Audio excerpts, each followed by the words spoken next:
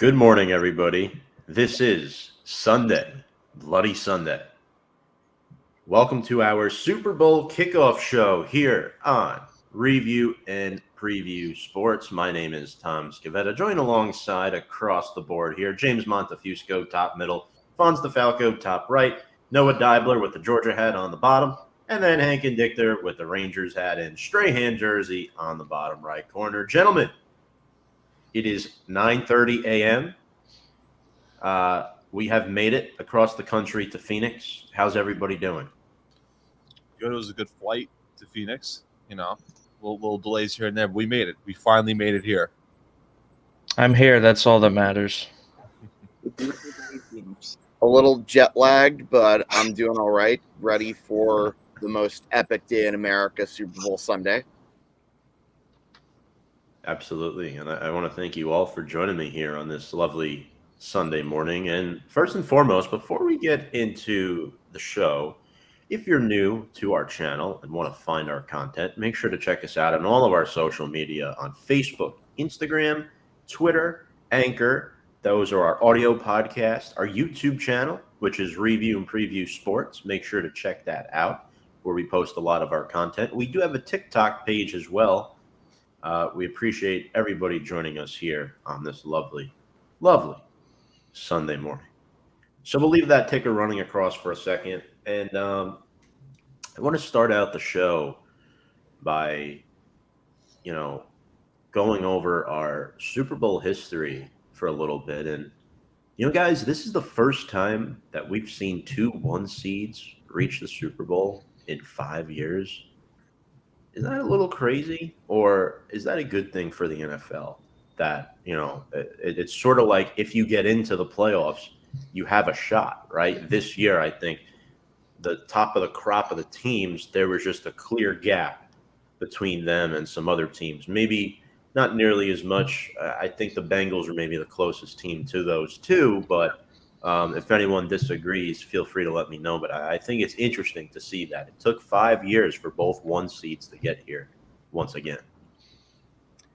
Yeah, I would agree. I mean, there have been some years where we've had some number 1 seeds that have gotten exposed in the playoffs, but this year, not the case. I think Kansas City was definitely the better team, but without question, they had some competition. I mean, I thought the Buffalo Bills were definitely going to be one of those teams that competed with them, but obviously we saw what happened to them against the Bengals. They got clobbered at their own game, and then, the Bengals, essentially you could argue that there were a few calls that didn't go their way, but ultimately Patrick Mahomes simply outplayed Joe Burrow in that game, and, the better team ended up winning as far as the NFC. Yeah, I don't think it's really that close. The Eagles were clearly the better team, as much as it makes me sick to my stomach absolutely saying that. It is the absolute truth. And yeah, it is interesting because last year, if I'm not mistaken, we had the lowest seeds ever to be playing against each other in the Super Bowl. This year, quite the opposite. 4-4.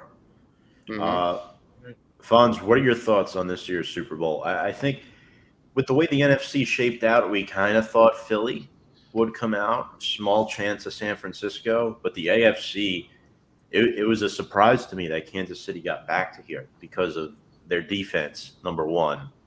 3 rookies starting in the secondary. And then, quite frankly, Mahomes being hurt and not having a true number 1 wide receiver. I'll say that very carefully because we know Kelsey is the guy there, but they don't have a true number 1 similar to your Baltimore Ravens. Wow, thanks, Tom, for that. That shot. Wow. 5 minutes into the show, Tom's already pulling shots. We talked about it. Like, I think I'll say this. I think it's a good thing, though, that this is the first time in 5 years just 2 1 seeds going at it. It kind of just shows that, like, literally, as a cliche as it sounds, every team has a shot. With this year, this is one of those rare cases where, we kind of all thought the Chiefs, maybe the Bengals, and for the NFC, the Eagles, maybe the 49ers. But really, since the playoffs started, everyone thought it'd be these 2 teams. I think it's going to be a very exciting Super Bowl, I think. I think it'll be a lot. We'll talk about more predictions later on. But, I think it'll be a very high-scoring game. 2 very good quarterbacks, MVP finalists, one that won the MVP. But, takeaway outside of this year, but I think overall I like the fact that any team that goes in, they have a decent shot to make the Super Bowl. It's not like, except for this year, you're the 1 seed. Yeah, you're more than likely going to be it. But, it's crazy. 5 years. So what was 5 years? What Super Bowl was 5 years ago? Was that Eagles, Pats. That was the Eagles. Oh, my other favorite Super Bowl, the high scoring 40 to whatever it was Super Bowl. I love that. I love high scoring Super Bowls. It's a lot of fun. Noah, I want to get to you here with your opening thoughts. Like a good friend of our show, Brian Attard, you were not very high on the Eagles this year and thought they had somewhat of an easy road to the Super Bowl. Is that true still? I wouldn't say that's entirely true. What I said was I thought the 49ers would beat them because I thought they were a better team. Even though I thought they had a worse quarterback situation in a, Mr. Irrelevant rookie compared to a Jalen Hurts who had a great season this year. But, I was wrong. People can be wrong, Tom. The Eagles looked absolutely phenomenal against the 49ers. And I think, right, the expectation with them before the season, they could have a good season. I had them winning their division. I didn't think they'd be in the Super Bowl. But as the season went on and on, they got that, nice undefeated streak. And how they looked in the playoffs, I mean, we definitely knew this was a possibility, right? On the other side, for the Chiefs, I wouldn't say I'm surprised they're in the Super Bowl, but they weren't my pick. I thought the Bills would not only make the Super Bowl, but win it this year. They drastically underachieved against the Bengals, had a phenomenal game plan, and then we all saw what happened when the Bengals played the Chiefs. So to me, it's not a major surprise, right? I mean, a team makes, 5 straight AFC championship games, multiple Super Bowls. You can't really say you're surprised the Chiefs are here, but at the same time, they probably weren't at the top of most people's lists. Well, look, they have the best quarterback in the league in Patrick Mahomes, and when you have that, you're always going to be in contention to make it to the very end. Yeah, no, appreciate the comments there. I do think it's going to be a very fun game to watch. Albert with the comment saying, wait, it's Super Bowl day. Yes, it is, Albert. I don't know where you are. You're not here? I think Albert might be working this morning. Might have the early shift. But Albert, appreciate your comment as always. Co-host of Four Corners, which will be airing tomorrow night, Fonz. Yes, it will. Very excited about that. Chambers coming up. So fun. Dad, appreciate the comment. For the sake of the viewers, won't pin it though. James, what is your opening thought here before we get into the history of the Super Bowl? Well, my opening thought was, as I figured, Kansas City would be somewhere close to the Super Bowl the way they played. Wasn't expecting them to make it, to be honest, after they lost Hill. But, they're in it. I'm hoping that they win it, maybe. I don't know. We'll find out later. But Eagles, congratulations. You made it to your second Super Bowl. You blew out almost every team you went in the playoffs.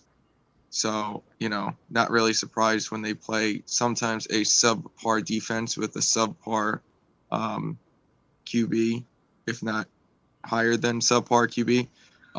So, I don't know. Eagles, I think, got lucky on the way in, to be honest with you.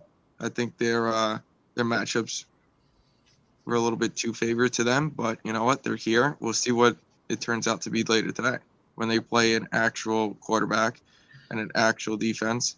We'll see why they're here. Are they here just so they won't get fined, or are they here because they're here to win? That's the real question. But That's the question. Gentlemen, did you know that tonight's winning team of Super Bowl will have more wins at State Farm Stadium this year than the Arizona Cardinals? That's hilarious. I did see that. That's pretty sad. Yeah, that's pretty hilarious if I say so. But, it's funny. I think the Eagles actually, if I'm not mistaken, that was actually the Eagles' first win at that stadium ever. The one they had in the regular season. Because the last time they won in Arizona would have been during the 2005 season at Sun Devil Stadium. But, Yes. And speaking of which, I believe this is also the fourth Super Bowl that will be played in Arizona, but the third, obviously, at the Toaster, which is what I like to call the stadium. I know it keeps changing its names because of corporate names, so because of what it looks like on the outside, I'm just going to call it the Toaster. And I'll tell you what, both games at the Toaster were classics. Obviously, most of us in this studio have very fond memories of the first Super Bowl that was played there. Oh, I don't know, no big deal. There were 18 Patriot wins, but one giant loss, a helmet catch, and a Plaxico touchdown in the end zone. Probably my greatest sports memory of all time, but I'm sure you guys would probably agree, or at least the guys in the top corner would probably agree with me there. And then the other classic Super Bowl that was played there, we would have had a repeat Super Bowl champion had they run the ball. I am of course Yes. Hawks and the Patriots. Hey, look, Noah, you could have threw a pick at the 1 yard line instead of blowing a 28-3 lead. I still would have preferred to do that, bro, but thanks for trying at least. I would not be shocked if Matt Ryan retires on March 28th, by the way. That would be an interesting day for him to retire from the NFL. Hey, man, he's embracing the memes. I'll give him respect for that. He's embracing it. Hank, let's get to some of the history here. Mm-hmm. Take us through memory lane, what the Super Bowl's been, what it is now, and some of the key storylines heading into today's matchup.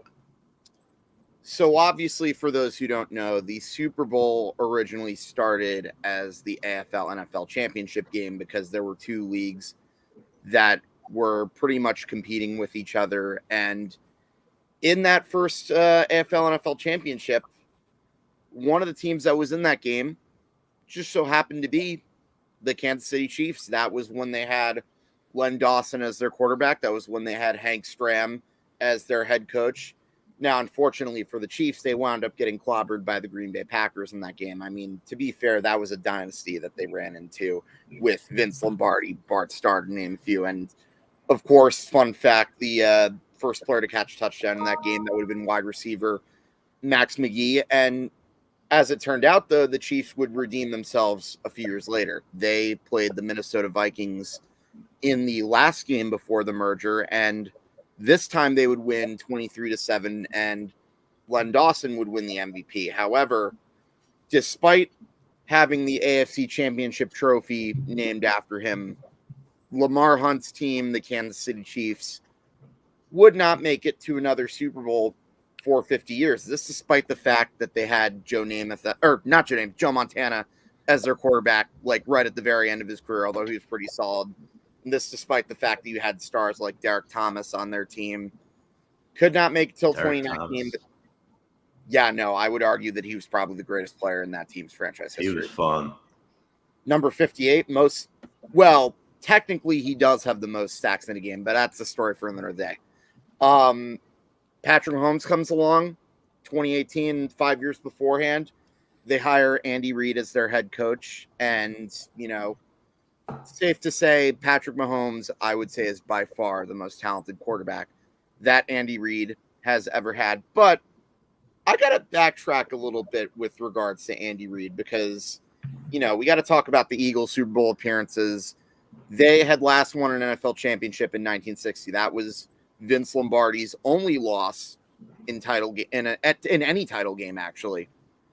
And, the Eagles, they declined. They were bad for a long time. Didn't really do anything again until the late 70s. They finally made that Super Bowl in 1980 with Ron Jaworski as their quarterback and Dick Vermeil as their head coach. And fun fact, Dick Vermeil later coached Kansas City Chiefs in the early to mid-2000s. I believe that was with Priest Holmes and Trent Green. Dick Vermeil. Oh, yeah. That's He's a throwback. one of the most underrated coaches of all time. In fact, look at every place that he went to. He turned around his teams. The Eagles were pretty bad when he came along, turned around, led in the Super Bowl, but unfortunately they lost to the Oakland Raiders. Eagles don't really do anything again, other than maybe a few good years with Buddy Ryan. Made it back to relevance when they hired none other than Andy Reid as their head coach.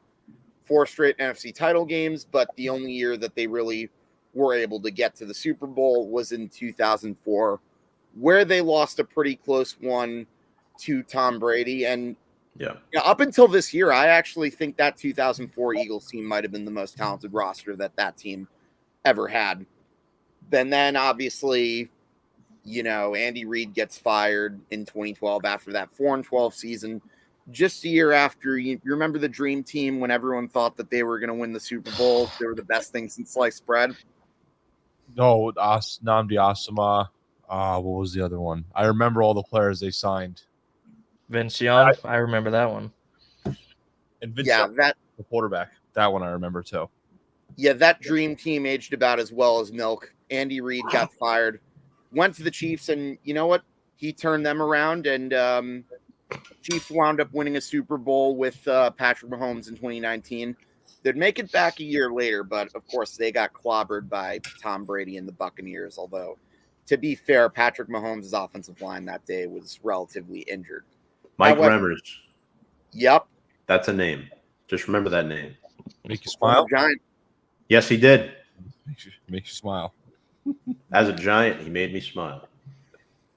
Getting back to the Eagles, though, they ultimately got redemption in 2017. So, Daniel, I'm sorry for reminding you about those games that you lost during the Andy Reid era, but I think I'll make you feel better by bringing up that underdog Eagles squad in 2017, the one that went 13-3, the year where it seemed like Carson Wentz was on path to win the MVP, but he tears his ACL.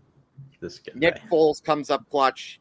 He has the Super Bowl performance for his life, and ultimately the Eagles get their first victory in the Lombardi era. And, things obviously changed after that. They had a playoff year in 18-19, but then Carson Wentz proves he is not the answer. Doug Peterson gets fired, but then somehow Jalen Hurts becomes their new franchise quarterback, and Nick Sirianni does a good job as the new coach, and they're back where they were 5 years ago in the Super Bowl. Thank you for that history lesson, Hank. There were some things I didn't know in there, so you taught me some stuff. Made me smile. And I should also mention that this is only the 10th time that these teams have ever played each other. Yes, and the Chiefs are 5-4 all time against the Eagles. Correct. Yeah. But, fellas, we're looking at Super Bowl records. These two teams have not made the Super Bowl very often. The Eagles are 1-2. Chiefs are 2-2. The Eagles' last win against the Chiefs was back in 2009. They have not beaten the Chiefs since Andy Reid was fired. So Reid is 3-0 against the Eagles as the head coach of the Chiefs. He coached the Eagles from 1999 to 2012. And if Reid wins today, the Super Bowl for the Chiefs, he ties Hank Stram as the leader for most wins in Kansas City Chiefs franchise history. So Andy Reid has a shot next season to be the winningest coach in Eagles franchise history and Chiefs franchise history. Hall of Famer. Is there any argument with that? He's a Hall of Famer. No, I don't think there's any argument. I think the only thing people would have said about 5 years ago, yeah, he's probably a Hall of Famer, but he never won the big one. But once he got that chip off his shoulder, it's kind of like it removed any doubt. And then if he gets number 2 tonight, which I definitely think he could, it goes from is he a Hall of Famer to is he one of the greatest of all time, which I would personally say yes. Yeah. Let me put it this way. If I think that Dan Reeves and Marty Schottenheimer I think Schottenheimer got inducted very recently, but up until his induction, I thought he should have been in the Hall of Fame. If I think he deserves to be in, and if I think Dan Reeves deserves to be in the Hall of Fame, there's no question that I think Andy Reid deserves to be in the Hall of Fame. Just needed that one Super Bowl, and he got it. So now you Shout out Mickey. Now it's just like, is he the greatest? Mickey Whistler. Yes, I agree, Fonz, 100%. Appreciate the new commenters here. We have Mickey. Looks like we have Denz in the comments section. Carl Lorenzo as well. Thank you all very much for tuning in. Christine Dempsey. Appreciate you. Folks, if you like what you watch, make sure to drop a comment. Leave a like on our show as well. It helps with the algorithm, shares the show around more, gets it bumped up more in a lot of these groups. Appreciate you all very much for joining us here on this Sunday morning. Daniel Bakley, consistent commenter, an Eagles fan I do respect. Now, I do want to say this before we move on to analyzing the Chiefs, gentlemen. the Reed Sirianni matchup. We remember Reed took over as head coach of the Chiefs in 2013. Sirianni was on that Chiefs coaching staff, and Reed let him go. Mhm. Was Sirianni like the QB coach or something? He's something like Was that. the offensive- yeah, I remember this now. Yeah, that's right. Mm-hmm. Yeah, I think he was a little bit Um, lower on the totem pole than offensive coordinator. I think he was like just getting Yeah. coaching, like coaching career, right? Like he was early, very He was early. either QB's coach or assistant QB's coach. It was one or the other. So 2009, quality control coach in the offense, and assistant quarterbacks and offensive quality control coach again. 2009, 2011, then wide receivers coach. So he did a bunch of stuff on the offense. But I was like, yeah, Chiefs hired Dave Culley, and also former coach of the Texans. I remember Culley was the wide receivers coach that year. The Chiefs didn't have a wide receiver touchdown. Yes. I Oh remember my that. God, I remember that. Dwayne Bowe was your leading receiver. Tom, that makes you smile. Well, I think, Hank, correct me if I'm wrong. In 2004, the Giants didn't have a wide receiver touchdown. Yeah, I believe you are correct. how was Yeah. it possible? No, Don't it was know. a bad year, 6-10. Who was your I think Toomer was hurt that year, Yeah. if I'm not mistaken. Tom's boy? Please. All right. Before we get into the Chiefs, James, I have a couple more fun facts I want to share with you and see if you knew these or if anyone else knows these as well. Right. The Reed Sirianni matchup is the second largest age gap between coaches in the history of the big game. 23 years of age. Andy Reid is 64. Nick Sirianni, 41. Wow. Can we Did guess you who know? the oldest is? I know it. I would guess Belichick and McVay. That would be my guess as well. Noah, you would happen to be correct. There we go. And this is tied with Super Bowl 31 for the youngest quarterback matchup in Super Bowl history. Do we know who the quarterbacks were in 31? 31. That would be 97, right? That would be. Was that Elway and Favre? No, I'm not good with Super Bowl numbers. that was 35. Bledsoe and Favre. What tool number would you say? It's 31. No, it was Bledsoe and Favre. I was gonna. That's say right. 7. I'm like, wasn't that the Packers Patriots here? That is a fun fact. Wow. And of course, we have the first brothers to compete in the Super Bowl. Jason Kelsey, Travis Kelsey. Now, who would have thought it would have been them and not the Manning brothers? Yeah, right. I know. Oh, it's a You shame. know? Listen, I'm just saying. Why? The second time that brothers are overall competing, because guess what? The Harbaugh brothers. Just gonna throw that out there. Forget about that. Right. Fonz, I forgot to mention this on Slickback Kickback, but I was really happy with the Super Bowl this year. Shout out Cynthia Sweeney for tuning in and Alvin Lagman. Appreciate you both. Ernie Monsdale Jr. as well. You guys are awesome. Thank you very much for tuning in to us this Sunday morning. What was I about to say? Oh, you were just mentioning. What the hell was I going to mention? It was good too. The Harbaugh brothers. The Harbaugh You brothers. forgot to mention on Slickback Kickback. I don't know exactly what it was. You got cut off. There. Oh, shit. I got cut off because I was looking at the comments. Oh, it was so good too. Damn it. Was it about the That's Niners embarrassing. Super Bowl? What was that? Was it about the Ravens Niners Super Bowl? Is that what it was? No. It had something to do with the Pro Bowl last week. That was the first time Eli ever beat Peyton in his career at anything. That's Yep. perfect. That's the best thing. That's perfect. Again, Yes, because we were talking about the Pro Bowl, and that's why I wanted to mention that. the Pro Bowl was fun. But Just leave it out there. let's break down the Kansas City Chiefs. Their road to the playoffs, or the Super Bowl, I should say, they beat the Jaguars in the divisional round by 7 points, and they beat the Cincinnati Bengals in the AFC Championship game. They definitely had the tougher road of the two teams. Not taking away anything from Philly, but Patrick Mahomes winning the MVP this year, and I think after the Chiefs lost Tyreek Hill and Tyrann Mathieu in free agency, there was some doubt whether or not if Mahomes and the Chiefs would be able to get back here. You know, they lost Clyde Edwards-Helaire to an injury. You know, they've been dealt a lot of raw cards this season. The defense struggled, but yet here they are playing in their third Super Bowl in 4 years. Number one scoring offense in the league, number one in passing. The defense is improving. You have young guys on that defense to build off of, like George Karlaftis, Nick Bolton, Willie Gay, Trent McDuffie, L'Jarius Sneed. Noah, talk to me about these Kansas City Chiefs and how they got back here.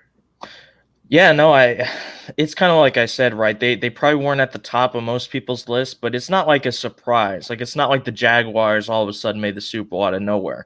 This is a team that consistently has, you know, been at the top of the AFC for the past few years.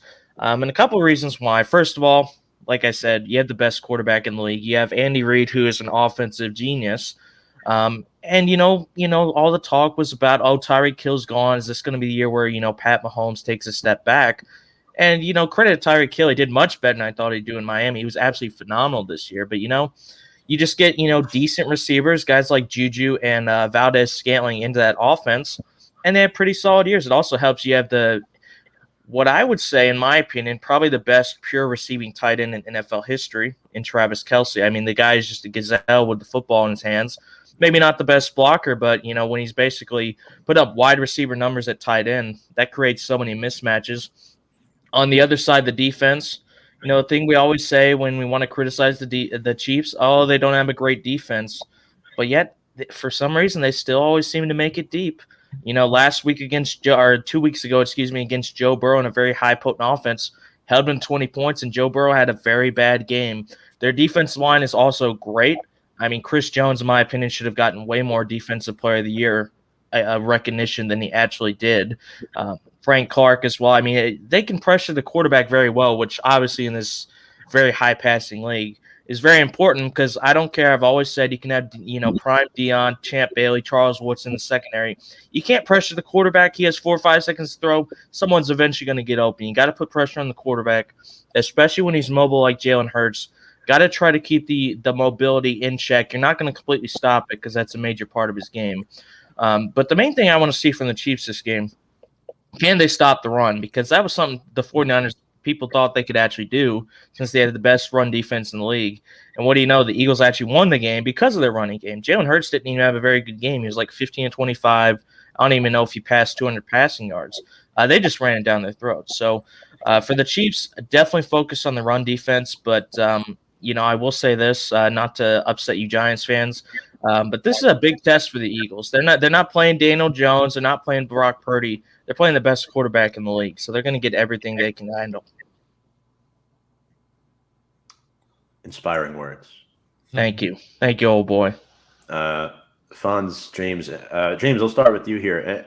Anything you want to add about Kansas City? Because I was very disappointed that the Bengals didn't win. Last year, you nailed it on the head with the Bengals beating the Chiefs in the AFC title game. And a lot of people argue it should have happened again, but it didn't. It should have happened again, but it didn't. I'm actually going to go all the way back to the Jaguars game, where the Jaguars nearly upsetted Kansas City. Because that, I think everybody was a little surprised in how close that game actually turned out to be. Since Jaguars haven't been in that spot, figured, all right, well, Kansas City should just be able to steamroll over them. They didn't.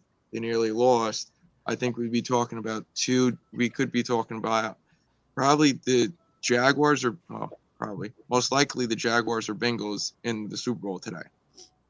But the Kansas City Chiefs do have weaknesses on their team, and I do think the Jaguars exposed it. So if the Eagles want to look back at that tape, they're going to have to look back at the Jaguars Kansas City game and pick apart that game to help them win today.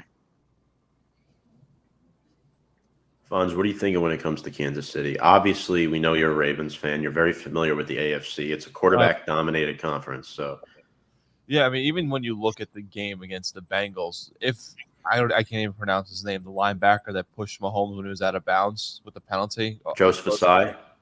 Yeah. Think about that. If that never even happened, be honest, I think it would have been the Bengals-Eagles Super Bowl with that. Not the smartest decision of the push out there too. But, again, when you have one of the best quarterbacks, 2-time now MVP in Mahomes, he did get it done even before that penalty that happened too. Right. But looking at the whole AFC or whatever too. Again, it's the end of the day. Yeah, you have a good pass rush too, like Noah said, but you have to have the quarterback, and that is the case also with Mahomes. Looked like they did get exposed somewhat here and there, and times against the Chiefs, time against the Jaguars. So they're not like this. Yes, Mahomes is great, Kelsey's great, but they have some weak moments here and there too. Every team does. So I think they got exposed to it more in recent games, and I think the Eagles need to take advantage of those opportunities that they probably more than likely watched film from those past 2 games. I do agree with that. I have a really tough time predicting this game, but let's Hank, we're going to get to you here in a second as we take a trip down memory lane. Unfortunately, this team, this place, ended our beloved New York Giants season, and the Giants fell short there twice. Folks, we'll be right back.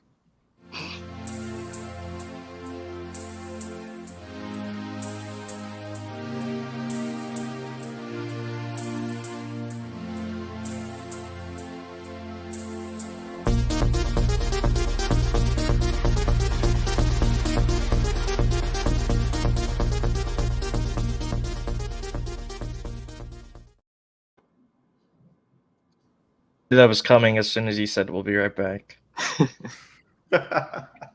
Thank you for making me gag in my mouth. No problem. That clip's been saved for the last 3 years, and you just never know when it's coming, and you just have to live with it. I have questions. Hank, we'll start with you here, buddy. I mean, look, as much as I cannot stand this team, and I would argue that they might be one of my least favorite teams in all of sports. Let me be real. I'm not surprised that this team is here. I mean, just look at their offense. Like, Jalen Hurts had an MVP caliber year, but the reason I can't even consider him to be the MVP is because, well, look at the weapons he has around him. You got a 3-headed monster in Miles Sanders, Kenneth Gainwell, Boston Scott, 2 number 1 receivers. Devontae Smith, I think, would be that number 1 receiver on probably any other team, but the only reason he isn't is because they also have A.J. Brown, and also you have a solid tight end in Dallas Goedert. I mean, I know he's not necessarily Travis Kelce or George Kittle, but he's definitely effective. But of course, I think the real reason that the Eagles were able to get 10 touchdowns from Jalen Hurts, Miles Sanders, and A.J. Brown, look at that offensive line. I mean, good offensive line. 3/5 of those guys are Pro Bowlers. In other words, if we do math, 60%.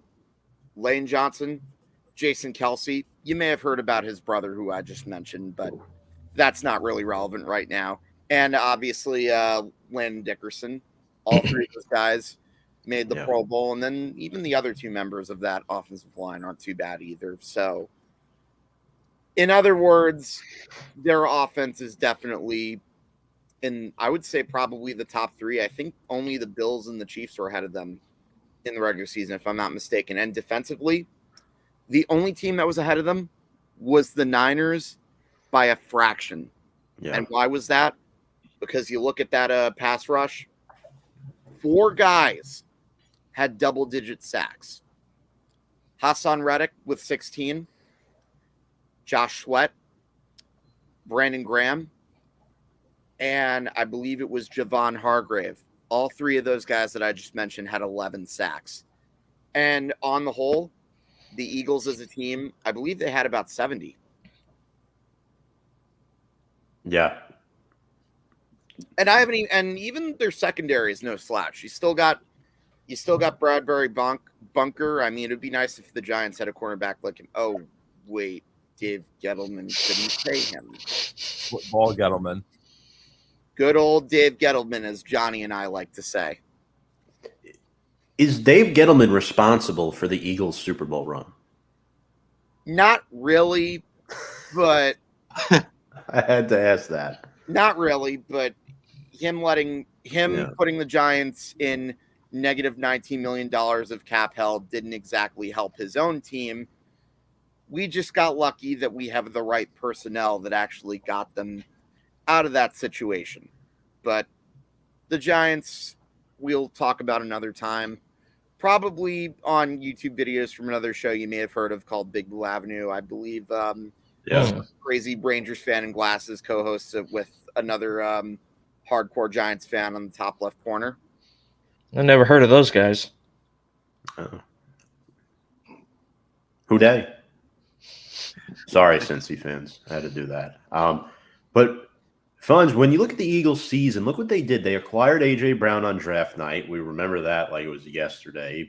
Philly was roaring. Now, granted, they beat the Giants, rebuilding team, and the hospital 49ers team. But 14 wins this year, most wins in franchise history. Jalen Hurts erupted. You picked the Eagles a lot in our Quick Picks Challenge this season. And that separated you a lot from the rest of the pack. Why were you superior to the rest of us in trusting the Philadelphia Eagles? I just saw what Howie Roseman did to build this team around, even with Jalen Hurts. So I will always root for him. I'm always a fan of him. Look what they did to they knew they had the talent there, and like let's just build around this guy. They drafted Devontae Smith, former Heisman winner. They thought, all right, maybe that's not enough. We'll get another receiver. Traded a first-round pick for A.J. Brown. He's erupted to one of the top receivers in the league. Then you go to the defense. They signed James Bradbury from the Giants. They traded for Darius Slay, who was not happy in Detroit.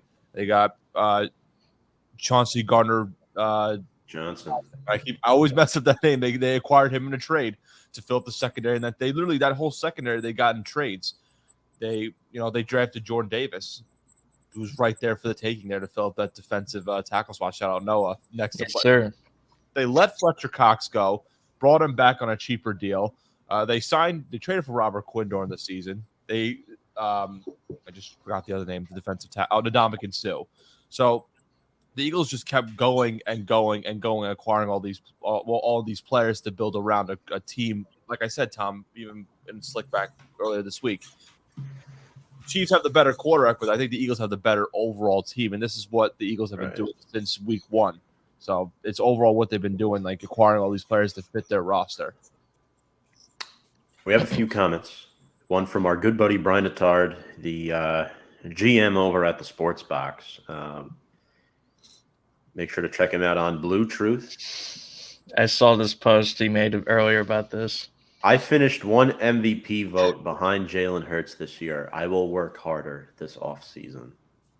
The media made Hurts versus Mahomes seem to be closer than what it actually was. I don't think Hurts was anywhere near Mahomes in the MVP voting because look what Mahomes did with pedestrian weapons, with a pedestrian defense. Yes, they finished 12th on the year, but they lost Tyrann Mathieu. They lost guys, So the fact that Mahomes won the MVP does not surprise me whatsoever, 100%.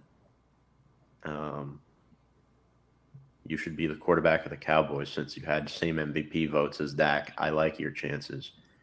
Brian Attard says the quarterback of the Cowboys is not a professional quarterback. Facts. Big facts. Took advantage of the Saints' salary cap issues for Chauncey Gardner-Johnson. That is a good point, actually. That is a very good point. And Daniel also mentioned Kenneth Gainwell was very effective in the playoffs. If you're looking, if you're looking for the Eagles starting running back next year, it's him. Don't fool yourself. Sanders isn't coming back because they're going to have to save enough money to pay Hurts. Tom, I guess you could say next year he's going to gain well from that. You got some okay. Oh yeah, Sanders is gonna get paid this offseason. He's gonna go. I don't even know where he would go off the top of my head, but he definitely won't be back. But again, another player that developed kind of nicely. There was for a couple of years where we weren't sure Miles Sanders was like the number one, and now this came out of nowhere, first time Pro Bowler, first time 1,000 yards, leading the rushing attack. He definitely won't. I don't see him coming back, but he'll definitely get paid somewhere. I don't know where, but he'll definitely get paid. And here's a fun fact before we really get into the meat of this game. Nick Sirianni in his second year as the Eagles head coach, right? We know what saved his tenure in Philadelphia. He gave up the play calling duties to OC Shane Steichen, who's now a finalist for the Indianapolis Colts head coaching job. I remember last year the Eagles were 2-5. They started, I think. They made the playoffs at 9-8, got bombed by Tom Brady. But then they come back this year and make it all the way to the big game with the number 3 scoring offense in the NFL, number 5 rushing offense, and number 3 defense in the NFL. My father mentioned before defense wins Super Bowls, which he's right. You know, he grew up in that era where the defense is dominated, the Steelers in the 70s, the Cowboys, you know. But I mentioned Sirianni's in his second year as head coach for the Eagles. Doug Peterson won a Super Bowl in his second year as head coach for the Eagles. Dougie Pig. Does history repeat itself twice? Interesting, right? You got to think about it. Could happen. It didn't make me smile, but it could happen. I've heard a lot of Eagles fans say this. Jeff Saturday can keep the Colts job. I've heard a lot of Eagles fans say that. Poor Colts fans, man. They don't want their offensive coordinator leaving. I mean, honestly, if after this whole season as an Eagles fan, I want to keep everybody intact. Everybody. Can I bring up another example of history potentially repeating itself? Last time the Eagles won a Super Bowl, their offensive coordinator left to become the head coach of the Colts a year later. That's true. Frank Reich. Oh, shoot. Yeah, that's right. Yeah. Look at that. And Reich is now in Carolina. He was the first quarterback in Panthers franchise history, and now he's their head coach. Such a terrible hire. Good old Carolina Panthers. What a joke of an organization. Should have kept Wilkes. He did really well for them in his interim basis. Should have given him another shot at least. That's just my opinion with that. I agree that Wilkes deserved another shot, but it's not like I think Reich's that terrible hire. Folks, this is a Super Bowl preview show, even though we do appreciate the Frank Reich debate. This is not the Third Reich here. Oh. Whoa. Whoa. Tom, you know I'm a history guy. You got to slow down there a second. That's why I said that. I know you're a history guy. Gave Sirianni that year his offensive coordinator job. Yep. A couple other notes. Tonight, Super Bowl airs 6:30 p.m. as it does typically every year on Fox. Kevin Burkhardt, former sideline reporter for the Mets, I want to throw that in there, and Greg Olson will be on the call for the game. See, I liked Kevin Burkhardt until you had to mention he was a Mets sideline guy. Now I don't like him anymore. Makes you feel old with Greg Olson. Old boy. Yes. Makes you feel old. I feel like, wait, wasn't he in the Super Bowl a couple of years ago? I swear. Like 3 years ago? I swear on it. He was playing tight end. Now, Hank and James, you both made a mistake today before you came onto the show. You're not wearing the white jersey. You're not wearing the white jersey. The last 18 Super Bowls have been won, or last 15 of the 18 Super Bowls have been won by the team wearing the white jersey, and the Chiefs are wearing the white jerseys today. I'm not putting on the only white jersey I have. So if the Eagles win, it's your guys. Oh, okay. I'm not putting on that jersey. I'm trying to think of the last team wore the colored jersey because Rams were in the white throwbacks. Yeah, Everybody's worn white. Giants have worn white when they both won. Didn't the Chiefs wear red when they won? No, they wore red. I think. I don't remember. No, the Buccaneers wore white. I'm pretty boy, sure. Daniel. No, It was Dan's the right. Eagles. That's right. Eagles. Right. Yeah, I remember that now. I could forget that. Yeah. Good old Eagles. Fly, Eagles, Let's fly. get into our keys of the game. We have Patrick Mahomes against Jalen Hurts. We have Travis Kelce against Jason Kelce. The Eagles are favored by 1.5 to win this football game. Who would have thought a 9-8 team last year would be favored by 1.5 to win the Super Bowl the following year? I've seen crazier things happen. I mean, we saw the 4-12 Cincinnati Bengals make the big game last year. Yeah. Yeah. Let's start with let's start with you, Fonz here. What's your key to the game for the Chiefs in order to win the big game? I really want to see how this the Chiefs defensive line against the Eagles offensive line, goes up against each other too. Chris Jones, one of the better defensive tackles in the NFL too. But Tom, there's another fact. Frank Clark needs 3 sacks, by the way, to be the postseason all-time sack leader. I believe. What? Oh wow, that's crazy. I think double check. I think it was like 3 sacks. I think it's 3, but Frank Clark is very, which I'd never expected Frank Clark to be in the conversation for the all-time playoff sack leader.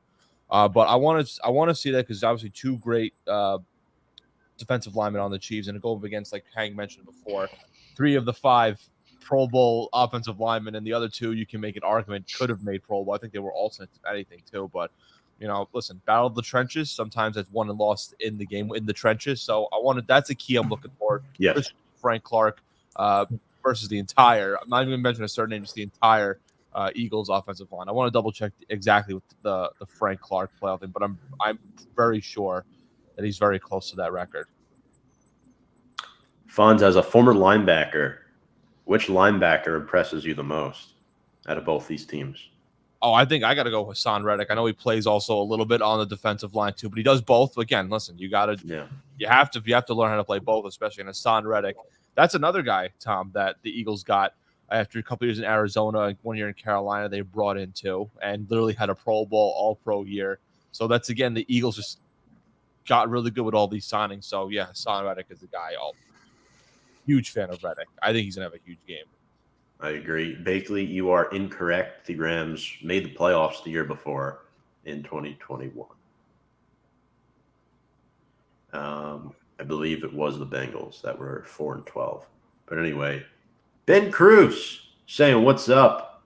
Happy Super Bowl Sunday. It's going to be a good game. I got Chiefs 31-27. What's up, Ben? Appreciate you." Daniel Bakley says, "Kelsey versus Chris Jones." James, what is your key to the game for Kansas City? Let's see. Not having the Eagles run over your team in a matter of 60 minutes. Because this Eagles team can do that. Honestly, it's really controlling that run game.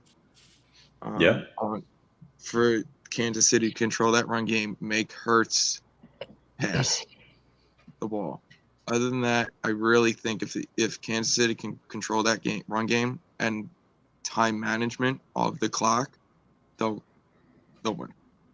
They can't have the Eagles hold that ball, because if they get running, forget it. That defense is going to be gassed. Spags won't have anything left to throw at them. Old boy? I think it's kind of a boring answer, but it decides most of the games. You got to win the line of scrimmage. If you let the Eagles run all over you like they did against the 49ers, I mean, we saw in that game, it felt like the 49ers barely had the ball. And, they were so far down at that point in the game that it was just way too much to come back from. If you let that running back by committee of Gainwell, Scott, and Sanders, run all over, and Jalen Hurts as well, this team could easily put up 500 yards, I think. I think what they need to do, they need to try to slow the running game down. Obviously, that's very difficult. They're probably going to have to bring more guys in the box because the run defense isn't the best. And I think what they need to do, they need to try to get Jalen Hurts to try and beat him passing the ball instead of running it. Because, he does have, all those weapons that you mentioned, Brown, Smith, and Goddard. But ideally, you want the Eagles to try and pass it more, because we all know what their running game can do. It's absolutely ridiculous. And that's a big part of Jalen Hurts' game as well, right? He's not a guy you want going out there passing it 40, 50 times a game. He's the guy you want to run it about 10 times a game, pass it 25, 30 times a game, and then he's very efficient doing that. But I think the more they actually get the Eagles to pass, the better it works for them. But if they don't get any pressure, if they can't stop the run at all, I mean, the Eagles could easily put up 42, 49 points on them. That's a good point. I do agree. Sometimes the sexy answer isn't always the best answer. You know what I mean? Mm-hmm. Brian Attard, who's the best quarterback the Eagles defense has beaten this year? Hey, Brian, since you're here, before I answer that question, just want to let you know America runs on Duncan. You're about to get him fired up, man. Peasant coffee. I will say, though, after the Eagles won the big game 5 years ago, I was pissed because the Dunkin' Donuts 3 blocks away from my house had an Eagles logo on it. I was like, why? We're in New York. Oh, that's why the Empire State Building lit up in green a few years ago, because we do support Eagles implants because people from Pennsylvania and South Jersey work here in New York City. Still doesn't make sense. It makes zero sense. But Hank, I don't want to forget about you here. Yeah, you better not. Kansas City's key to the game. I'm good. I Thanks, would BA. say that their key to the game, got to protect Patrick Mahomes. Like that, again, say what you want about who their defense has faced quarterback-wise. You still got to respect the fact that 4 guys have at least 11 sacks. Yeah. And this is especially true if we factor in his ankle. Yes. The Eagles are going to get to Mahomes this game. I think my key matchup is I'm looking at Hassan Reddick against Andrew Wiley because Reddick, Fonz mentioned it before, more often than not, Reddick lines up against the opposing team's right tackle, and the weakest length on the Chiefs O-line is their right tackle. Yeah. We saw Remmers get obliterated 2 years ago, leading him to free agency. So, not to crap on Mike Remmers there, since he is a former Giant, but I'm just going to throw this one out there. I think Hassan Reddick has a couple sacks today. I really think he does. But my key to the game is containing A.J. Brown and Devontae Smith. Unfortunately, I think Devontae Smith is going to have a huge game. Why? L'Jarius Sneed is a game-time decision. We don't know his status. And if he doesn't play, the Chiefs are starting 3 rookies in the secondary in Trent McDuffie, Jalen Watson, and Joshua Williams. Is that the recipe to winning a Super Bowl? No. It's going to be tough, especially when they've struggled all season. Like they've been playing consistently all year. They've struggled, those rookies. Hurts can throw 5 to 10 yard dink and dunk passes. Just get the ball in their hands. They're going to make people miss. And that's why my key to the game for the Chiefs, you have to contain Brown and Smith. Do what the Giants did against Justin Jefferson in the first round. Play a little zone on them. Catch, tackle. Catch, tackle. That's it. That's it. But tail of the tape here, I want to show the offensive linemen some love. I'm a big offensive line guy. I'm a big tight end guy. Tail of the tape for the Chiefs' offensive line. Since multiple people here on this show mentioned the trenches would be key to the game, let's take a deeper dive into the trenches. For the Chiefs, we have Orlando Brown Jr., sorry, Fonz, at left tackle. It's fine. He's not that good. OBJ is 6'8", 340. Joe Thuney, the left guard for the Chiefs, former Patriot, Ben Cruz, if you're still watching, 6'5", 304, just allowed 1 sack this season. Their center, the only left-handed center active in the NFL, Creed Humphrey, 6'5", 309, number 2 center in PFF. Giants passed on him in the draft a year ago. Not thrilled about that. Trey Smith, 6'6", 321, 6th round pick in the 2021 draft. Another guy the Giants also passed on. Not to make this about the Giants, but and then Andrew Wiley, 6'5", 304. The Chiefs average at 6'5.5" feet, inches tall, and 315.5 pounds. It's a big offensive line. But when we look at the Philadelphia Eagles, as Fonz fixes Sean Merriman back there. It was crooked. It's bothering me, my OCD, but go ahead. Sorry.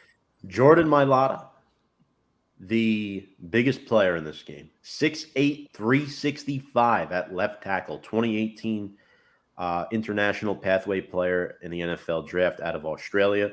Landon Dickerson, the guard from Alabama, another lineman the Giants passed on, Hank and James, 6'6", 332. Jason Kelsey, who might retire after today if the Eagles win, 6'3", 295. Isaac Samalu, who's a UFA after this game, likely his last game as an Eagle, 6'4", 303. And then, in my opinion, the best right tackle in the NFL, Lane Johnson, 6'6", 325. The Eagles average 324 pounds of weight on that offensive line. So they have an advantage when it comes to the weight department. And that's our breakdown of the offensive line. Any thoughts on that? I mean, I really do think both of these teams have outstanding offensive lines. I just think the Eagles have a little bit more experience. Granted, the 3 Pro Bowlers. Yeah, and half those guys have been, and they were on the Super Bowl roster not too long ago too. As opposed to these, where it's a lot of all brand new guys. Oh, maybe 1 or 2, but all brand new. I think the main difference for me is that both offensive lines are very good, but I think the Eagles are a little bit better because they have 2 Hall of Famers on their offensive line, which, I know in this day and age, we're just looking as like, oh, yeah, 2 Hall of Famers, not bad. But when you look back at some of the best teams in NFL history and you look at their offensive lines, think of the Dallas Cowboys and like, man, those offensive lines were loaded. If the Eagles can, the fact you can have 2 Hall of Famers on the same line, don't get me wrong, I think the Chiefs, especially the left side of the line, is very good. But I'd say probably the Eagles had the best offensive line all of football. Hard to argue. Very hard to argue that, unfortunately. Going to text Garth here just to make sure he's joining us or not. I want to double check with the Frank Clark thing. So he has 13.5 sacks in the postseason. Mm-hmm. Smith is 14.5. Willie McGinnis has 16. So he has a chance, which I would have never thought Frank Clark would be in this conversation, but he has a chance to be the all-time leader tonight. Now, will it happen? I have no idea. Might be tough against that Eagles line, but just remember, that's something to look out for. It'd be really interesting if he breaks it tonight. And again, Frank Clark, of all names, you wouldn't think he'd be in that conversation. No. James, I'm going to turn to you here. Your key for the Philadelphia Eagles. What do they need to achieve to win their second Super Bowl? Really? They don't need to win their second Super Bowl. That's their key. They can lose. Right? They can lose. That's the key. They cannot show up to the game. They can stay in their hotel room and, all right. No, but for real. You had too much. Too much Islanders fandom in you, man. Listen, after I watched that game that I went to, that was a little whatever. I'll give you a break. You're a Mets fan too, so. It's ultimately what they need to do. They just need to stay with their game plan. Can't go off of what they've successfully done for the past few weeks. They've run the ball successfully. You keep that up. You keep Hurts doing his thing, whether it be dinking and dunking throughout the throughout the game or whatnot. That defense, honestly, they just have to stick to their game plan. They can't try anything new. They can't try any trick plays unless it's like the Philly special where we saw way back when. Or one trick play. I disagree with you. They need one trick play. With one trick play, but nothing like way out there is what I'm saying. Something like extreme, like what Dallas did where they had Zeke line up as their center and then snaps it to Dak and think the play's going to work. His last play as a Cowboy. That's going to be his last play. That's his last play. Up there. I think they just have to stick to that game plan. Obviously, everybody's emotions, adrenaline on that team is going to be extremely high, but they just have to really stick to their game plan. And Sirianni just needs to take it easy on that sideline and not go extremely crazy. That's fair. Hank, your key to the Philadelphia Eagles winning this game. I'm going to be very careful. I would say target their secondary very early because you've got a few rookies there going up against, I don't know, no big deal, A.J. Brown and Devontae Smith. Those guys get big yardage. It could be game over very, very early. Short and sweet. I love it. Fonz, we're going to go to you here. Philadelphia. It all goes back. It all goes back to the offense, the two receivers, like we said, and then you go into the rushing attack. So Miles Sanders stepped up big this year. Boston Scott, for some reason, has a good game when against the Giants and once in a while in the playoffs. Kenneth Gainwell is having a huge breakout moment in the playoffs. He'll be the lead back next year. And then Jalen Hurts can get it done on his legs too. So also look at that rushing attack, because don't be surprised if at least one of those guys has 100 yards rushing today, really, or at least two of those guys have close to it in the 80s. You're going to see two consistent rushers today for the Eagles, maybe even a third one, because that's how good their running attack is. I agree. And before we get to old boy here, I just want to pin this comment from Brian Attard and what his key to the game is, and that is starting Gardner Minshew at quarterback. Mm-hmm. The Eagles are 0-2 in Super Bowls all time when they're starting quarterback plays. That's true. Good old Nick Foles. Nick Foles did start the entire playoff run too, so technically speaking, he was the starting quarterback. It did absolutely nothing against the Falcons, but we couldn't do shit on offense. So good times. Thank God the Bills aren't in there. I guess Frankie Cruz is not a Bills fan. Patriots fan or Jets fan or something? I don't know. I think he's commented before, right? Yeah, the name's very familiar. That's why I'm trying to think.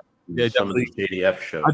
I'm thinking Patriots. I think it's Patriots. Yeah, I think he's Patriots as well. But thank you so much, Frankie, for the comment. Do appreciate that. We're Giants fans. Don't get confused by the red, white, and blue. Yeah, well, actually, that might hurt him more since I'm a Giants fan. But anyway, Noah, you're key for the Philadelphia Eagles. I'm going to be nice today on the Eagles. Go ahead. Yeah, no, it's pretty boring once again. I just say pressure Patrick Mahomes a la 2021 February Tampa Bay Buccaneers, where, dare I say, their defense line absolutely boat raced the offensive line of the Kansas City Chiefs, kept putting Pat Mahomes on his butt all day. And look, when you're getting sacked or pressured over and over, completely throws off your offense. The Chiefs, very high-flying offense, want to throw a deep lot. They're not going to be able to do that if Mahomes keeps getting pressured. And like Hank said earlier, with all those guys with double-digit sacks on their defense, they can very easily get pressure after Pat Mahomes. Offensively, just kind of run your game plan. Do what they always do. Take advantage of that, weakened, inexperienced secondary. I want to see, some short passes, some screens. Get the ball into the hands of your playmakers, guys like Brown and Smith. Take advantage of those mismatches.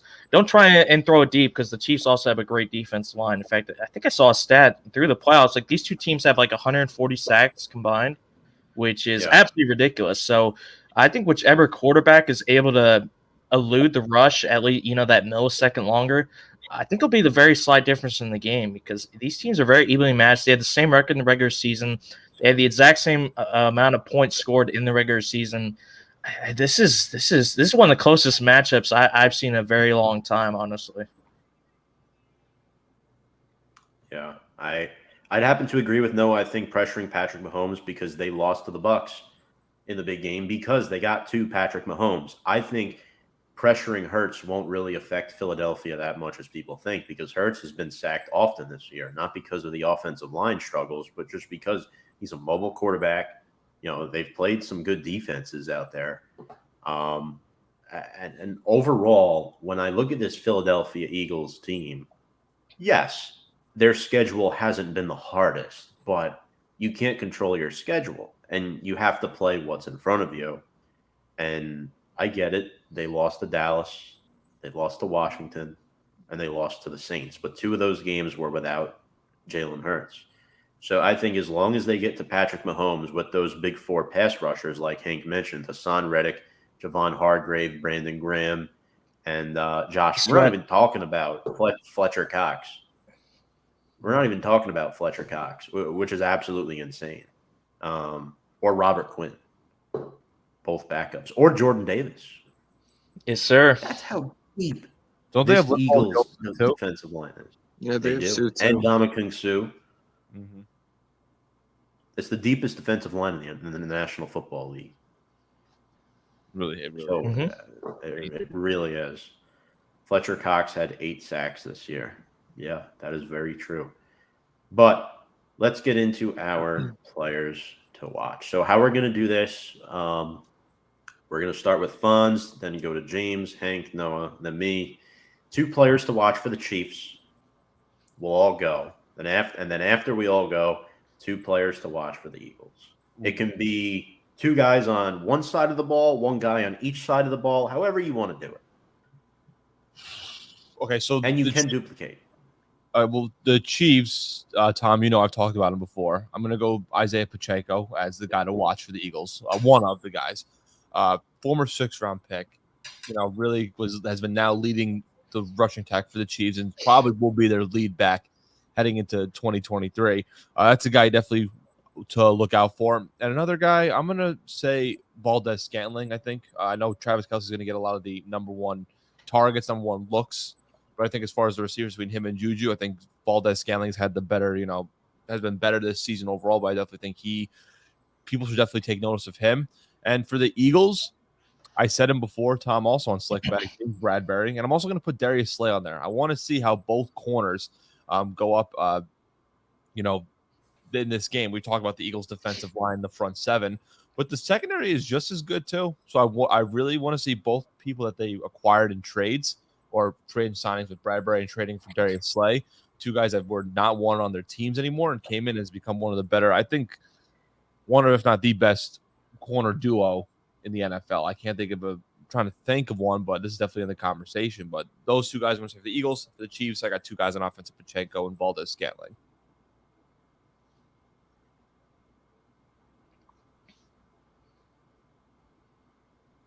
All right. Who's next? Am I next? I think Tom, did you mute yourself? I thought I heard a Sorry, I did mute myself. Hold on, I heard Tom for a second, but I didn't want to. Hank, you can go next. Okay, so for the Chiefs, I obviously am going to go with Travis Kelce because, let's be real. If he is probably one of their main chess pieces on offense, I would say. That's one of my favorite board games. So he's not even just a tight end. He plays like a wide receiver too. So that's definitely somebody that you got to really, really watch out for. And then as far as the other player on the Chiefs, I am going to go with Jones, the edge rusher. I think that's another. If the Eagles offensive line keeps him in check, I think they're in really, really good shape. And now we get to the Eagles side. The 2 players to watch, I'm going to go with Lane Johnson. And the reason I'm going to say Lane Johnson, if you've seen me on Big Blue Avenue, you know that I am a very big believer that you need a key member of the offensive line to even have a functioning offense, which was why I put Andrew Thomas at number 1 on my Giants players of this season. I see Noah smiling there. Yes, sir. But the reason I got to go with Lane Johnson, he has not allowed a sack in nearly 2 years.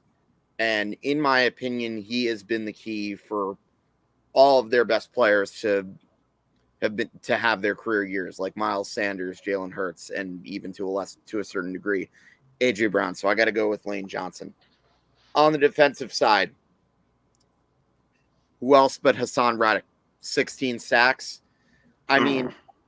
Looking at that, looking at the game film of the San Francisco game, I don't know how you put a backup tight end on Hassan Reddick. Like, I know I wrote an article saying Kyle Shanahan shouldn't really be at fault for San Francisco losing that game. And I agree, and I still stand by that. But looking at that, that's pretty bad. And the fact that you had guys double teaming Linval Joseph, really?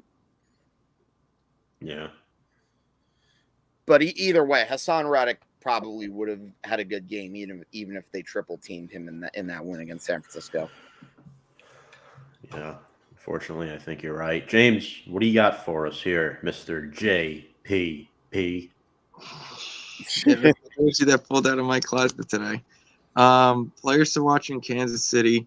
One on the offense would be Juju. See if he goes out in this game. What? You can't hear me still? Can you hear me now? How about Can you now? guys hear him? Yeah, I got you now. Yep. Now? All right. Yes, got you now. Juju, see if he can have a day or dance with Mahomes, his brother. And then I'm going to go actually for the Kansas City. I'm throwing a curveball like I normally do to you guys. Kansas City's Chiefs special teams kicker. The field goal kicker. Oh, That's Butker. Yep, because we Come know on, say it. Butker. Kickers are people too. They are. yeah. Love it. So, the field goal kicking teams this season hasn't been very successful, so I'm going to have to go with them to watch. On the Eagles side, let's go with Boston Scott. Let's see what he can do. And then I'll just make this quick. Fletcher Cox as well. He's going to be a guy that's name will be called quite a bit today.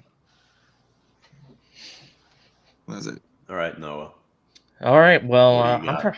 I'm gonna go a bit of a different direction. I'm gonna go with some more under the radar guys because we all know what guys like Mahomes or Kelsey or maybe even a guy like AJ Brown are gonna do, but Yeah. as you Giants fans know, sometimes it's the guy you don't expect that makes the play you always remember. Guys like David Tyree or Mario Manningham that make the difference in the Super Bowl. So for the Chiefs, I'm going to try and go for one guy on each side for both teams. For the Chiefs, I'm going to go with Juju on offense. A couple of reasons. First of all, he has a big bonus riding on this game. I don't remember exactly what he needs to get, but it's like I think a $2 or $3 million bonus riding on this game. He had a poor game against the Bengals. He had like 1 catch for 7 yards. Logic says law of averages. I think he's going to bounce back this game. Travis Kelce will take a lot of pressure off of both him and MVS. I think Juju will have a very good game in this one. On the other side, I'm going to go with Trent McDuffie in the secondary. A very young guy. This is, a big pressure moment for him. He's a guy that really needs to have a good game to try and contain the Eagles' explosive offense for them. So I will go with him. On the other side for the Eagles, I am probably honestly going to go with Kenneth Gainwell. Very good playoff performer. Big part of that Eagles running back by committee. And like I said earlier, if the Eagles get that running game going, and I think he'll be a big part of that, they're going to be very tough to stop. On the defensive side, look, we all know what their pass rushers can do. So I'm probably actually going to go with somebody in their secondary. Darius Slay, I think, will have a big impact on this game. If he's having a phenomenal game and, he's shutting down that perimeter, putting a lot of pressure on Travis Kelce to produce, I think that'll really help their defense. But if he's getting beat out there consistently and the Chiefs are moving the ball, it'll be a rough day for that defense. I like the picks, Noah. I like you thinking outside the box there. Daniel Bakley has Gainwell, Sweat, Bolton, and Pacheco. Yeah, a lot of people are going with Gainwell in this game. But I'm up now, and I think for the Kansas City Chiefs, offensively, I think I'm looking at Jerick McKinnon out of the backfield because the Eagles' defense, their one flaw is defending opposing running backs, particularly in the pass game. You might see a lot of dink and dunk, and we know, I believe McKinnon had 9 touchdown receptions this season. So that is something to keep in mind out there. You guys mentioned Kelsey before, 3 touchdowns in 2 playoff games. He's probably going to see a lot of Gardner Johnson. Somebody mentioned Valdez Scantling, who I think there could be truth to that. He scored a touchdown in both playoff games. Defensively for Kansas City, I'm looking at Jalen Watson. He'll be starting tonight, especially if Snead is out. I still think Snead's a game-time decision to this point. I haven't seen Schefter or Rappaport say anything yet on him. But if he does, that'll be 3 rookies starting in the secondary, not to sound like a broken record. Watson has 2 picks in the playoffs. He was a 7th-round 2022 draft pick. So somebody went with McDuffie. I'm going to go with Watson strictly because he could make a play in this game. You want to talk about under-the-radar guys? That's a guy who can make a play. For Philadelphia,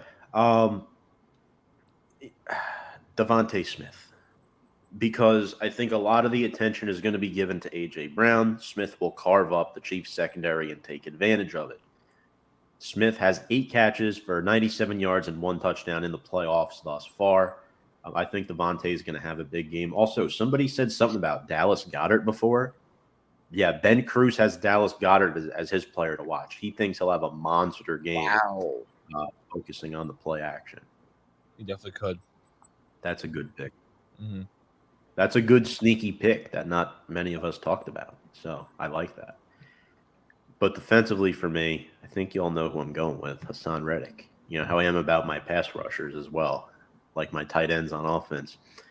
2 sacks, forced fumble, and a fumble recovery in the NFC Championship game. 3.5 sacks in the playoffs. He'll be matched up against the Chiefs' weakest offensive lineman in Andrew Wiley. No disrespect to Wiley or anything, but the other 4 are just better than him. So I think that'll be interesting to see how he holds up against Hassan Reddick if they give him help, if they play that tight end from Duke, Noah Gray, and some 12 personnel, 13 personnel sets to potentially chip Hassan Reddick. I don't know if that'll be enough. But yeah, those are my players to watch. Injury report for each team. We know Patrick Mahomes will play with the high ankle sprain. Isaiah Pacheco will play with the wrist injury. Jerick McKinnon injured both his ankles. He'll play. Kadarius Toney apparently he'll play. He'll probably get another injury in the game. I don't wish that on him by any means, but with the way he trains his body and stuff, it's like, It could go off and win MVP. I don't know. fun. Tom, how would you feel if he gets a ring? I'd feel a lot better if he gets a ring than the Eagles getting another ring. Yeah, Tony wasn't like a big part of this. I mean, the Chiefs are already good without him, in my opinion. L'Jarius Sneed questionable, and that would be huge if he doesn't play. 108 tackles, 11 passes defended, and 3 picks on the year. Mecole Hardman is out with a head injury, so that's huge. Again, Mahomes pretty much went majority of the AFC Championship game without Hardman, Juju, and Tony. So MVS took huge advantage of that. And for the Eagles, it's their punt returner, Britton Covey. Hamstring injury, he's questionable. Now, before we get to our picks, in honor of Nick D not being on the show, I made an unnecessary wager.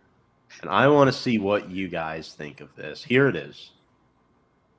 This is my unnecessary wager of the day. I have the under 51.5 total points because I think the Super Bowl is typically a lower scoring game. I have Hurts under 64.5 rushing yards. I have Kenneth Gainwell over 14.5 rushing yards. I have the Eagles to get 3+ sacks. I have Valdez-Scantling over 19.5 receiving yards. Devontae Smith over 59.5 receiving yards. Kelsey, an anytime touchdown scorer, and Kelsey and A.J. Brown to each catch 5 or more passes. What do we think? This is my unnecessary wager. 5 for 230. I like almost all of it. The only thing I'm not sure about, I feel like this is a game that could go over. I feel like it's like a 31-24 type of game, which would just go a little bit over. I was going to say the same thing. That's why it's unnecessary. I'll have it a little more of a higher scoring. Only 19 receiving yards? I thought he would have a little bit more. But hey, you know what? I would take the over at that if it was only 19.5. I thought he would have more. I thought it would be more than 19. But this is all I would say outside of the total points. I think this is like, so I would agree with you on all that, except the points. I would go with the over. Any thoughts, James or Hank? Payout's nice. It is nice, right? But if anyone wants to make a bet, hey. I'm just wondering what MVS did after the game he had last game. The over is only 19.5. Figure out. I'm like, that makes no sense. That's the minimum, guys. That's me playing it safe. Okay. That wasn't his. Okay. His line. I was about to say I was gonna say that's a line. Everyone should take the over on that one then. Because Sean Militello, one catch will change it for you. You're good. Sean Militello just sent me his parlay. I won't announce it, but oh my god, He's got somehow the same. Oh my god. Saints Oh my God. Entire thing. That's what he has. Maybe like This is- Ian Book this- comes in. Ian Book's your third string quarterback for the Eagles, by the way. So he'll Fonz, this is like 20 legs. I'm not going to announce it live on behalf of Sean and privacy, but man, that's something. Also, Frankie Cruz mentioned a comment. Special teams, we got to give special teams some love. I know. Kickoff return. I believe So happy. James. That would be awesome. I know. The best special team Super Bowl was ours, Fonz, back in 2000. Literally back-to-back kickoff return for touchdowns. Jacoby Jones started the second half with a 108-yard return in the Super Bowl. Also, I know this is strictly an X's and O's show, but Rihanna will be performing at halftime. Noah, what are your thoughts on this? Hey, I'm just saying, man, she can get under my umbrella any day. That's all I'll say on it. Bonk for you. I know a lot of people are excited about this as well. A lot of people are very excited, and it's just her, right? It's nobody else. I don't know, actually. I mean, here's the thing I'll say, Tom. I think last year's Super Bowl was probably the perfect thing for a lot of people. Like, that was just a classic. And I also like guys like Prince. You know, that was a legendary one as well. I do like some of Rihanna's stuff, but, like, is it a genre I listen to a whole ton? Not really. You got to go for that audience. Right, yeah, of course. One year when they did The Who, like, I thought it was a good performance. Yeah. Some people didn't like it, you know. Some people wouldn't like I like The Who. Some people wouldn't like it. It's like it's hard. For me, honestly, Yeah. my opinion with Super Bowl halftime shows, like, honestly, like, I'll check it out for a couple of seconds, but, like, I don't sit and watch the whole thing. I just kind of just get up and move around or whatever, or take a break from watching TV for a little. Like, I don't sit out. Yeah. Hey, man, I'm in the bathroom during halftime. Yeah, like, or I take a power nap, you know. But I don't go out of my way to, like, whatever they watch at time. It's like I just kind of just be like, all right, cool. You know, I know some people love it. Some people only watch it for that, but it's not my thing. Before we get into our game predictions, I just want to say last year I made a guarantee on this show. The little Matt Albert's not here, but the Vikings did make the playoffs this year. Mm-hmm. And on top of that, they won the division. So I just want to say that. My yearly guarantee for next year on our Super Bowl show is that. What, oh God? I'm just interested to hear what this is, man. I've got something good. I've got something good that I've wanted to reveal for a little while now. Mm-hmm. Can't wait for this one. The Giants will win the NFC East in 2023. There has not been a repeat divisional winner of the NFC East in over 20 years. And The also, Eagles are gonna Super tell Bowl, if they win. Super What's Bowl up, hangover. Hans? Super Bowl hangover. That Yes. could. Yeah. Kelsey, You know, if they win, Kelsey retires. Samalu's leaving in free agency. Sanders is not coming back. They can't afford James Bradbury. Yeah. Kaiser White and TJ Edwards are both UFAs after the season. They're gonna some of their defense. Hargrave as well. There could be some turnover on this roster. Yeah. They're still going to be good. Don't get me wrong. Fletcher Cox Cox too. too, or not leave, retire or something, but he might be out too. And if the Giants have $44 million in cap space right now, over $50 million next year, and I'm looking at Dallas. Their cap situation's not great. Washington is Washington. So that's my yearly guarantee on the Super Bowl show. Brandon Graham too. He might resign. Yeah, that's another one on that deep defensive line. But a lot of those guys, though, you know, even Sue and Linval Joseph, they could all be gone too. Robert Quinn. Just remember, February 12th, 2023, 10:53 a.m. Tom said this. all right. Well, Albert, when you're watching this back, make sure to put that in the notebook. So when the Eagles win the division again, that you can remind me of it. It has a notebook with our takes. I'm terrified of what he has in mind. Yeah. So, folks, appreciate you all watching us so far, but now it is time for the moment we've all been waiting for, our game predictions and our MVP predictions. Just so you all know, before you make your picks, there will be a graphic with your final score prediction, and your MVP prediction on our Instagram and on our Facebook. So let's go. Hank, we are starting with you. I'm going to gag in my mouth as I say this, but I have Eagles 36, Chiefs 29. My MVP is A.J. Brown. Hank, Man, I just wanted to thank you for coming on the show today. It was lovely having you. Yeah. There he goes. There he goes. Tom, you can go. Who's next? We'll see who's still standing at the end of this. Well, James, you're next. Oh, perfect. Well, I'm not leaving. I'm staying because I'm picking Kansas City. Oh, Hank, welcome back. Oh, hey, long time no see.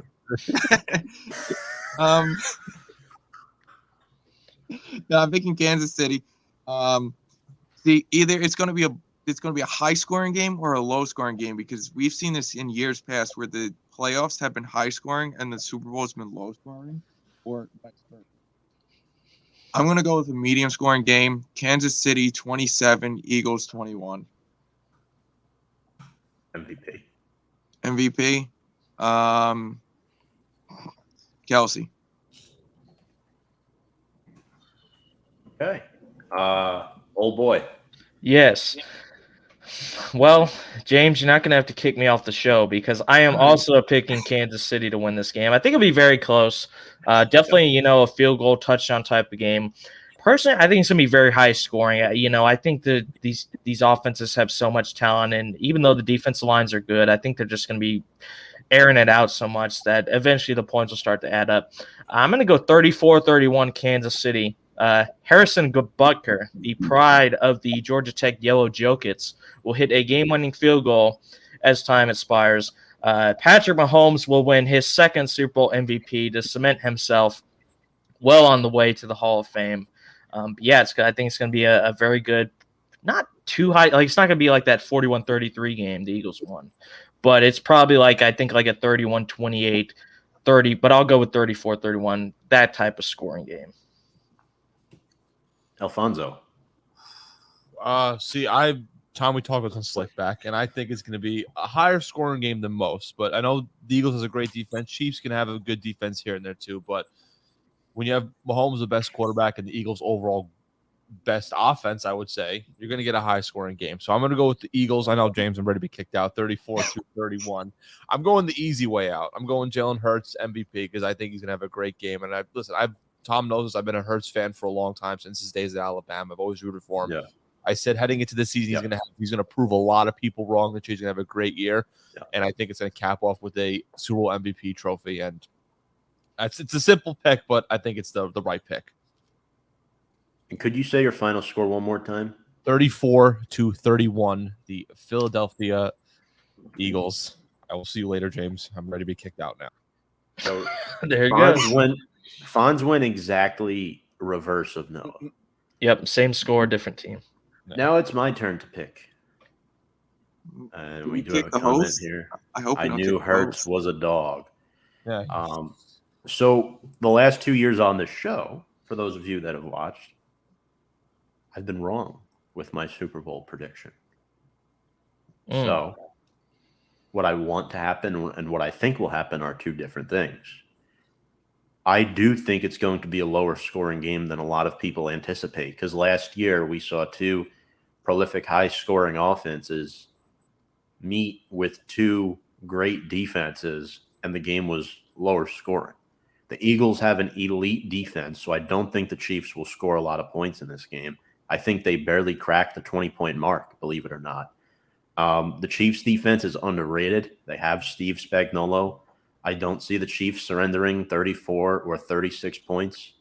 I have a final score of, James, I am the host, but I will give you permission to kick me off if I do pick them. But I am picking the Philadelphia Eagles to win their second Super Bowl in a hopeful jinx by picking this, because like I said, I've been 0-2 the last 2 years. Philadelphia Eagles win the Super Bowl by a final score of 26-20, hitting my under, and the MVP will be Devontae Smith. Well, there he goes. Goodbye. So Noah, since we're the only two that picked the Kansas City Chiefs to win, Yes, sir. let's get the rest of them back. Here they come back. There they they go. are. James controlling the show. I mean, you just love to see this. Guys, what Daniel- happened? You guys glitch out or something? I don't know, man. Daniel Bakley says I'm due to get it right. Is third time a charm for me? I hope not. I hope I'm wrong. I'm gonna keep picking the wrong team to win the Super Bowl, All right. and You know what? I hope that's my jinx to you, Dan, when you watch the Super Bowl tonight. I think last year I was close to my prediction, but I got the MVP wrong. I said Aaron Donald would have won MVP. Which you were That close. was very close. Yeah, I think the score. I think I was off by a couple of. I think you're off by a few points, Fonz. That's what it was, right? Yeah. And then Donald, I know you can't tell you what Cup did, but also Donald was very close to being MVP of that game. But hey, Look, it happened. I'm going to say this, and you guys know me, right? I'm one of the biggest Eagle haters out there, maybe outside of Brian Attard and a few other people. But I am going to give credit where credit is due. The Philadelphia Eagles were the best team in the National Football League this season. In my personal opinion, they deserve to win the Super Bowl this season. Easy road this, easy road that. Yes, that's true. Pedestrian quarterback, maybe. I'm not going to say he's elite yet or he'll ever be elite, but he's a good quarterback that got the job done this season. One of the best defenses in the NFL. An outstanding receiving core with an outstanding offensive line. The two positions where the Chiefs hold advantages are at the quarterback and the head coach position. Those are their two advantages, and those might be the two most important advantages. And that's what gives the Chiefs a chance to win this football game. So will I be rooting my ass off for the Chiefs later tonight? Hell yeah. But do I think the Philadelphia Eagles come out on top at the end of it? I do. Just to add fuel to James's fire. Guys, any parting words here before we sign off? I got one. I'll go ahead first. How many times does the Whopper commercial get played? Oh God, 20 times an hour, maybe. I think they won't do it as many times. I think they got so many other commercials going on. They'll probably do I'm gonna say over under maybe 2.5. We'll go with 2.5. 2.5. Go Birds. They should make a bet on that. That's definitely a bet. It's also probably a bet on what color Gatorade is going to be poured. Maybe it might be purple this year. I think there was one in that last year. Hey, Tom, I got some good parting words for you. Yes. I'm just saying, the year that the Eagles draft Jordan Davis and Nakobe Dean, they go to the Super Bowl. Mecole Hardman is injured. If the Eagles win the Super Bowl, I mean, I don't want to say I told you so, but I told you so. Got that Nakobe Dean in the third round, right? Yeah. He's been a non-factor this year. Let's be real. Yeah, that's what For now. I forgot he was on the team. He'll be starting next season. But yeah, I definitely agree. Let's hope Andy Reid has his usual time management issues this game. My parting comment. Hank, anything you want to say? I hope I am wrong too, but as always, it has been an absolute pleasure getting to talk football with you guys, and hopefully Tom and I and Fonz are all wrong. That's about all I have left to say. Maybe. Fonz, James, anything else you want to add? I mean, I think this has been a great show. We've gone about 90 minutes here, and this crew was awesome. Been a good show. A lot of good stuff. This is sad that the football season is pretty much coming to an end, but it's all right. We'll end off on a good one. Let's hope Super Bowl's fun. Let's hope it's not a 13-3 snooze fest.